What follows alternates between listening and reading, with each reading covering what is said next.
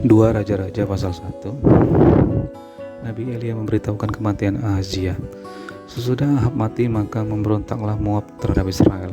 Pada suatu hari jatuhlah Ahazia dari kisi-kisi kamar atasnya yang ada di Samaria, lalu menjadi sakit. Kemudian dikirimnya utusan-utusan dengan pesan, "Pergilah, mintalah petunjuk kepada Baal Zebub, Allah di Ekron, apakah aku akan sembuh dari penyakit ini?" Tapi berfirmanlah malaikat Tuhan kepada Elia orang Tisbe itu, "Bangunlah, berangkatlah menemui utusan-utusan raja Samaria dan katakan kepada mereka, apakah tidak ada Allah di Israel sehingga kamu ini pergi untuk minta petunjuk kepada Baal Zebub, Allah di Ekron? Sebab itu beginilah firman Tuhan, engkau tidak akan bangun lagi dari tempat tidur di mana engkau berbaring, sebab engkau pasti akan mati." Lalu pergilah Elia. Sesudah itu utusan-utusan itu kembali kepada raja. Berkatalah ia kepada mereka, "Mengapa kamu kembali?"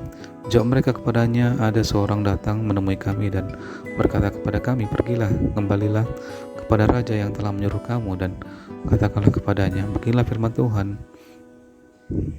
apakah tidak ada Allah di Israel sehingga engkau menyuruh meminta petunjuk kepada Baal Zebub, Allah di Ekron? Sebab itu engkau tidak akan bangun lagi dari tempat tidur di mana engkau berbaring, sebab engkau pasti akan mati." Lalu bertanyalah ia kepada mereka, "Bagaimanakah rupa orang yang telah datang menemui kamu itu dan yang mengatakan perkataan ini kepadamu?" Jawab mereka kepadanya, "Seorang yang memakai pakaian bulu dan ikat pinggang kulit terikat pada pinggangnya." Maka berkatalah ia, "Itu Elia orang Tisbe." Sesudah itu disuruhnyalah kepada Elia seorang perwira dengan 50 anak buahnya. Orang itu naik menjumpai Elia yang sedang duduk di atas puncak bukit. Berkatalah orang itu kepadanya, "Hai abdi Allah, raja bertitah, turunlah." Tetapi Elia menjawab katanya kepada perwira itu, "Kalau benar aku abdi Allah, biarlah turun api dari langit makan engkau habis dengan 50 anak buahmu." Maka turunlah api dari langit memakan dia habis dengan 50 anak buahnya. Kemudian raja menyuruh pula kepadanya seorang perwira yang lain dengan 50 anak buahnya. Lalu orang itu berkata kepada Elia, "Hai abdi Allah, beginilah titah raja, segeralah turun." Tetapi Elia menjawab mereka, "Kalau benar aku abdi Allah, biarlah turun api dari langit makan engkau habis dengan 50 anak buahmu." Maka turunlah api Allah dari langit makan dia habis dengan 50 anak buahnya. Kemudian raja menyuruh pula seorang perwira yang ketiga dengan 50 anak buahnya. Lalu naiklah perwira yang ketiga itu dan sesudah sampai berlututlah ia depan Elia serta memohon belas kasihan kepadanya. Katanya, "Ya abdi Allah, biarlah kiranya nyawaku dan nyawa 50 orang hamba-hambamu ini berharga di matamu. Bukankah api sudah turun dari langit makan habis kedua perwira yang dahulu dengan 50 anak buah mereka? Tetapi sekarang biarlah nyawaku berharga di matamu." Maka berfirmanlah malaikat Tuhan kepada Elia, "Turunlah bersama-sama dia, janganlah takut kepadanya." Lalu bangunlah Elia dan turun bersama-sama dia menghadap raja. Berkatalah Elia kepada raja, "Beginilah firman Tuhan, oleh karena engkau telah mengirim utusan-utusan untuk minta petunjuk kepada Baal Zebub di Allah di Ekron, seolah-olah tidak ada Allah di Israel, untuk ditanyakan firman-Nya, maka sebab itu engkau tidak akan bangun lagi dari tempat tidurmu di mana engkau berbaring, sebab engkau pasti akan mati." Maka matilah raja sesuai dengan firman Tuhan yang dikatakan Elia. Maka Yoram menjadi raja menggantikan dia dalam tahun kedua zaman Yoram bin Yosafat raja Yehuda, sebab Ahazia tidak mempunyai anak laki-laki. Selebihnya dari riwayat Ahazia, apa yang dilakukannya, bukankah semuanya itu ada tertulis dalam kitab sejarah raja-raja Israel? 2 Raja-Raja pasal 2. Elia naik ke surga.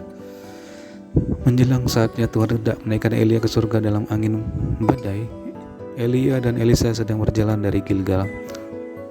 Berkatalah Elia kepada Elisa, "Baiklah, tinggal di sini, sebab Tuhan menyuruh aku ke Betel." Tetapi Elisa menjawab, "Demi Tuhan yang hidup dan demi hidupmu yang sendiri, sesungguhnya aku tidak akan meninggalkan engkau." Lalu pergilah mereka ke Betel.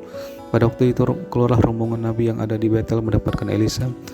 Lalu berkatalah mereka kepadanya, "Sudahkah engkau tahu bahwa pada hari ini Tuhanmu akan diambil dari padamu oleh Tuhan terangkat ke surga?" Jawabnya, "Aku juga tahu, diamlah." Berkatalah Elia kepadanya, "Hai Elisa, baiklah tinggal di sini, sebab Tuhan menyuruh aku ke Yeriko." Tetapi jawabnya, "Demi Tuhan yang hidup dan demi hidupmu sendiri, sesungguhnya aku tidak akan meninggalkan engkau." Lalu sampailah mereka di Yeriko. Pada waktu itu mendekatlah rombongan nabi yang ada di Yeriko kepada Elisa serta berkata kepadanya, "Sudahkah engkau tahu bahwa pada hari ini Tuhanmu akan diambil daripadamu oleh Tuhan terangkat ke surga?" Jawabnya, aku juga tahu, diamlah. Berkatalah Elia kepadanya, baiklah tinggal di sini, sebab Tuhan menyuruh aku ke sungai Yordan. Jawabnya, demi Tuhan yang hidup dan demi hidupmu sendiri, sesungguhnya aku tidak akan meninggalkan engkau. Lalu berjalanlah keduanya.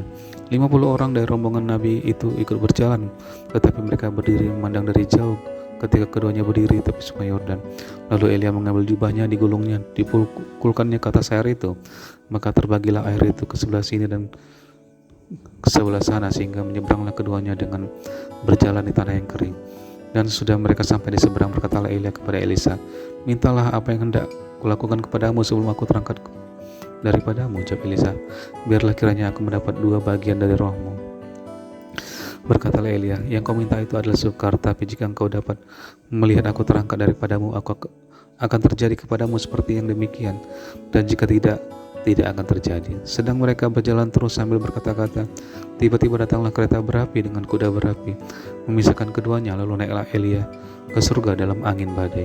Ketika Elisa melihat itu, maka berteriaklah ia, Bapakku, Bapakku, kereta Israel dan orang-orangnya yang berkuda. Kemudian tidak dilihatnya lagi, lalu direnggutkannya pakaiannya dan dikoyakkannya menjadi 2 koyakan. Sesudah itu dipungutnya jubah Elia yang telah terjatuh, lalu ia berjalan hendak pulang dan berdiri di tepi sungai Yordan. Ia mengambil jubah Elia yang telah terjatuh itu, dipukulkannya ke atas air itu sambil berseru, di manakah Tuhan Allah Elia? Ia memukul air itu lalu terbagi ke sebelah sini dan ke sebelah sana, maka menyeberanglah Elisa. Ketika rombongan Nabi yang dari Yeriko itu melihat dia dari jauh, mereka berkata, roh Elia telah hinggap pada Elisa. Mereka datang menemui dia, lalu sujudlah mereka kepadanya sampai ke tanah. Mereka berkata, coba lihat di antara hamba-Mu ini, ada 50 orang laki-laki, orang-orang tangkas. Biarlah mereka itu pergi mencari Tuhanmu, jangan-jangan ia diangkat oleh roh Tuhan dan dilemparkannya ke atas salah satu gunung atau ke dalam salah satu lembah. Elisa menjawab, janganlah, suruh pergi.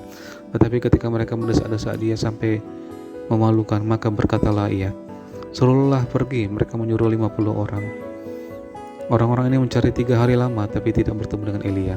Ketika mereka kembali kepada Elisa yang masih tinggal di kota Yeriko, berkatalah ia kepada mereka, bukankah telah kukatakan kepadamu, jangan pergi? Ayat 19. Elisa menyiharkan air di Yeriko.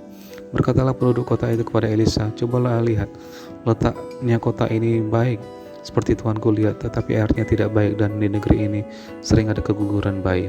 Jawabnya, ambillah sebuah pinggan baru bagiku dan taruhlah garam ke dalamnya. Maka mereka membawa pinggan itu kepadanya. Kemudian pergilah ia ke mata air mereka dan melemparkan garam itu ke dalamnya serta berkata, beginilah firman Tuhan, telah kusehatkan air ini, maka tidak akan terjadi lagi olehnya kematian atau keguguran bayi. Demikianlah air itu menjadi sehat sampai hari ini, sesuai dengan firman yang telah disampaikan Elisa.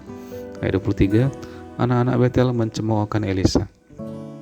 Elisa pergi dari sana ke Betel, dan sedang ia mendaki, maka keluarlah anak-anak dari kota itu, lalu mencemoohkan dia serta berseru kepadanya, naiklah botak, naiklah botak. Lalu berpalinglah ia ke belakang, dan ketika ia melihat mereka, dikutuknyalah mereka demi nama Tuhan. Maka keluarlah 2 ekor beruang dari hutan, lalu mencabik-cabik dari mereka 42 orang anak. Dari sana pergilah ia ke Gunung Karmel, dan dari sana pula kembalilah ia ke Samaria.